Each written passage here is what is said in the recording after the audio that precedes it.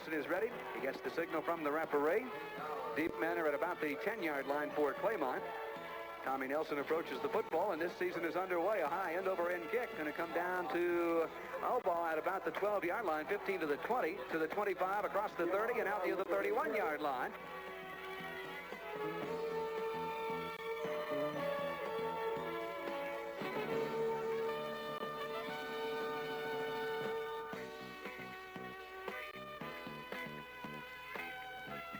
First and 10. From the Mustang 49, the Redskins in possession of the football. They split a man to the left side. Stenner takes the snap, hands the football to Robinson, trying to get wide right, cuts up inside a block to the 45, to the 40, gets away from a man, 35-30. Robinson turns on the afterburner to the 15, to the 10, the 5, touchdown! Robinson got through the traffic, turned on the afterburner. George Joseph gave a little chase, but Robinson flat out outran him. And there was another case where he was hit straight up, and they couldn't stop him one-on-one. He busted a tackle right there, spun off of it, and took off. And that, to me, is the most impressive thing about the Coshocton backs tonight. You better have a group when you go to bring them down. Unofficially, 6:08 to go in the second quarter. Robinson, a 49-yard touchdown run, and he made it exciting. The other thing, as you mentioned, in a world made of steel, made of stone,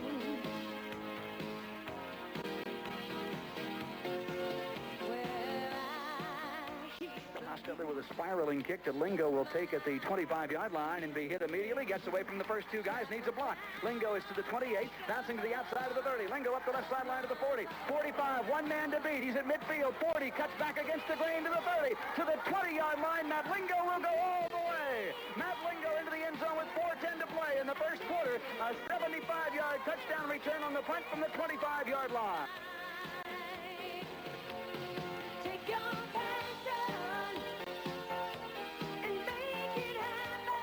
5:43 and running, second quarter.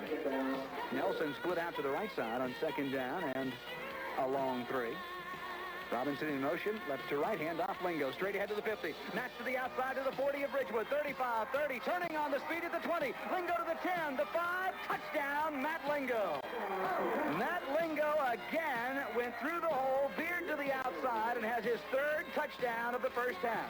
Matt Lenzo, that time, a 56-yard touchdown run, and the Coshocton Redskins are now out in front, 21-0, with 5:25 to go in the second quarter. of my heart.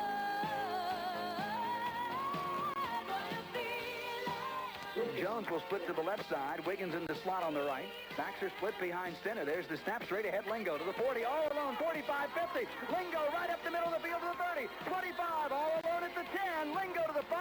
Touchdown. That is opening up in the middle. The linebackers are either taking some misdirection or being trapped, one or the other. It is wide open in that middle area, and then Lenzo just outruns the secondary. Matt Lenzo, 65 yards on the score. Unbelievable first half for Lenzo. 2:19 to play, second quarter, and Matt Lenzo has made it 28-8. Coshocton out in front.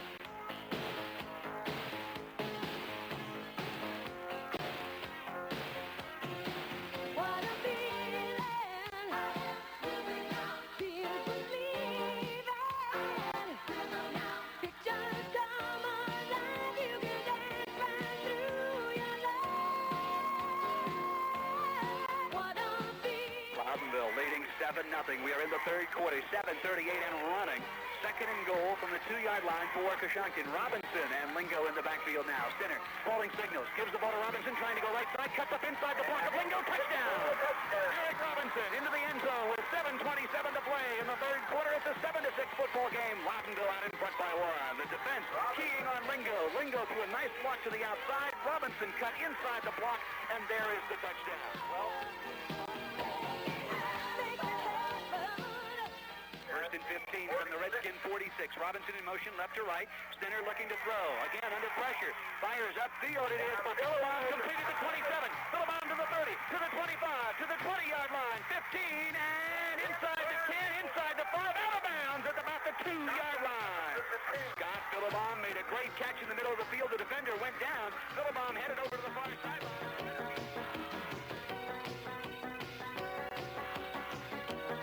They are at their Redskins are at their own 7. get to the 41, so fourth down and about 34. 24, fourth down and 24 from the 17. Wiggins gets a good snap. Loudonville trying to set up the return. Good kick. Bearcat signaled for, and then they drop it. Loose football in midfield. Coshocton says they have it at their own 48-yard line. Robinson signaled for the fair catch for Loudonville at his own 49. Bounced off his chest. The Redskins get it back at their own 48-yard line. Chris Williamson and Dave Thomas were in the area. I think Williamson was the man that got the football, but I couldn't tell for sure. Regardless, Redskins have it. 7:19 to play. Win it occurred. This may be the Redskins' opportunity to win it. You want to be in a position where you can take advantage if you get an opportunity to win. 14-14 score. Approaching the 7-minute mark, the Redskins get a reprieve from their own 48. Now, Stenner calling signals. Motion man right to left. Stenner gives the ball to Lingo to the 50. Back to the 45, to the 40, 35, 30. Lingo to the 20-yard line, to the 10. 5, touchdown. Matt Lingo with 6:54 to play in the fourth quarter. I'll go back to what I said in the first quarter. You got to stop in 4 quarters, and they haven't done it in the second half. 52 yards on the touchdown run for Matt Lingo with 6:54 to play, and the Redskins are out in front now, 20-14. I'm going to tell you what, if you don't like this one, you don't like football, this is what it's all about. Wow. 52-yard touchdown run for Lingo. He has 116 yards on the night. Tommy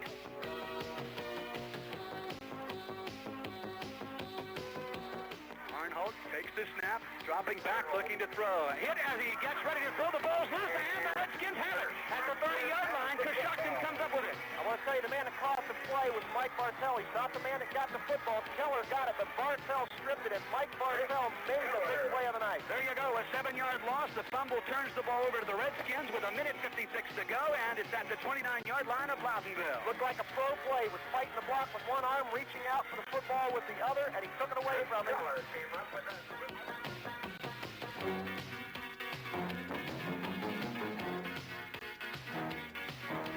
St. Clairsville took the opening kickoff. They've been on the drive since that started at their own 36. And now looking at fourth down and 11 from just inside the 15. Anzani takes the snap. Rolling left, little bootleg play, passer run. He's going to keep it, trying to turn the corner at the 15, at the 10, and down near the 8-yard line. He'll be short of what they needed for the first down by 5 or 6 yards. Big defensive play by the Redskins once again, stopping the drive. John Glazier there along with Kirk Mathay for the Redskins. They needed 11. Stenner calling signals, takes the snap, play action pass. Stenner looking to throw under some pressure over the middle of the field. It is complete at the 30-yard line. Wiggins, I believe, to the 25 and down at the 23-yard line. I believe Brian Wiggins was on the receiving end and dropped at the 23-yard line. Big gainer. Tim Smith was there to drop it. Wiggins and Lingo in the backfield on 3rd and 5 from the St. Clairsville 6. Option play right side. Pitch goes to Lingo, going for the corner of the end zone. Matt lowers his shoulder at the 2. Touchdown, Matt Lingo with 5:04 to play in the second quarter. Matt Lingo, instead of going to the very corner of the end zone, cut up at about the 2-yard line, lowered his shoulder, and took it into the end zone. For John Kelly and his Coshocton Redskins, football had become a game of inches.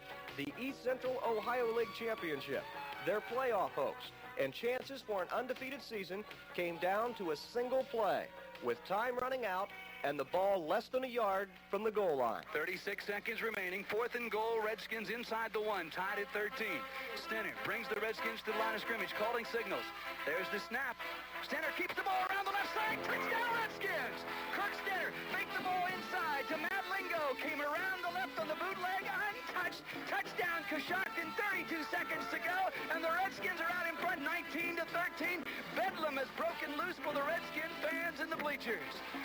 Brilliant play call by John Kelly and the staff, whoever it is responsible. Tremendous call. Everybody in the place has got to be figuring lingo. If you're not figuring lingo, you're figuring quarterback sneak.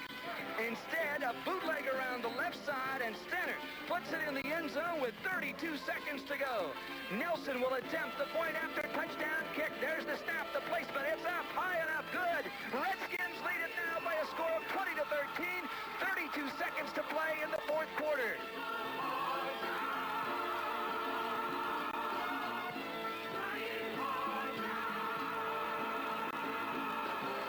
Nelson approaches the football, and from Carrollton we are underway.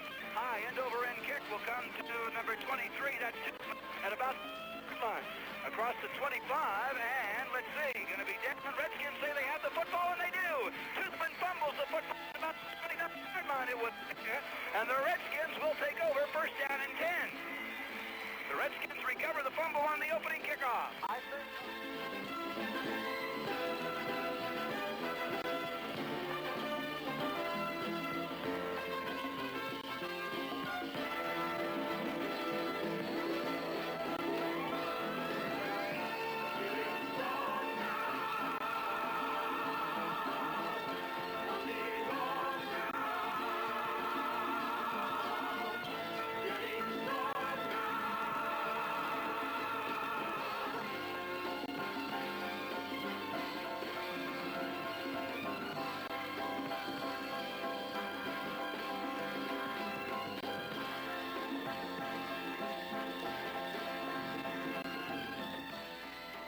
Glazier at the 10-yard line. John Fields tries to go back to the left to pick up the blockers. Back to the 5, to the 10.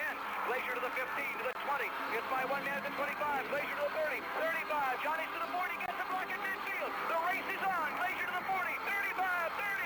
He is to the 25, the 20, the 15, 10. Touchdown. I see no flags. John Glazier, a 90-yard punt return for the score. 6:47 to go in the first quarter. You could give him a lot of credit for looking for where those blockers were and picking them up. I'm going to tell you something. Number 32, Dave Williams, threw the block at midfield. That was the difference between a 40-yard punt return and a 90-yard return for a touchdown. Glazier took it right at the 10-yard line, near side, dipped back to the 5, went over to the far side, picked up the wall, got back up inside a block, and a beautiful block near midfield, and then it was off to the races, and no one was going to catch Johnny Glazier.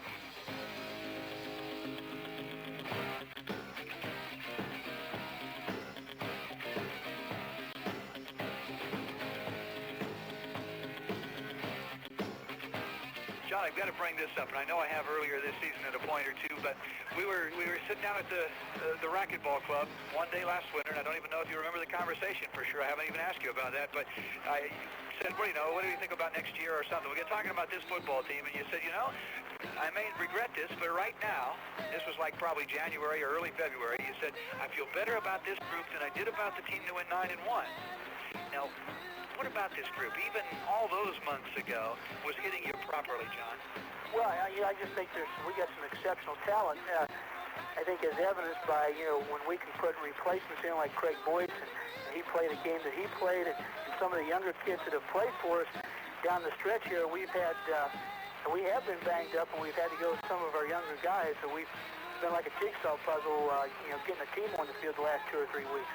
There seems to be a great deal of determination in this group, too. It's almost like they've grown up or they've matured into their roles of football players anyway. I think they really know how to win, and they just go out and play hard.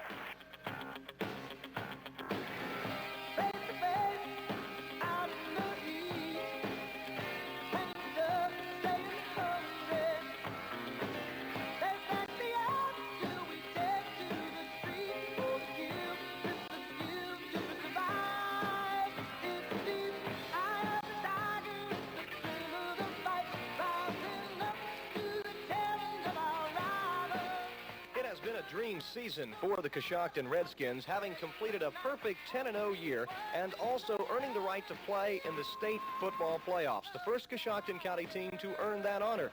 Principal Gary Roberts of Coshocton High School told us recently what he was thinking after the Redskins had completed their perfect season and after it was known they would be headed for the state playoffs. John Kelly and his staff deserve this after the period of time that they've been working with these kids and building up to this. They're really very deserving. So I guess that's the main thing that I thought about, that the coach deserved it. Just a comment about John Kelly. I have an enormous respect for the man. He has set some very high standards for his kids, and then he lives those standards. So he not only sets the standards, but he also is the example for what he expects from his young men. So I guess that's it. The main thing that I thought about was good. John Kelly finally made it. Coshocton High School Principal Gary Roberts as the Redskins prepare to play in the state football playoffs this weekend.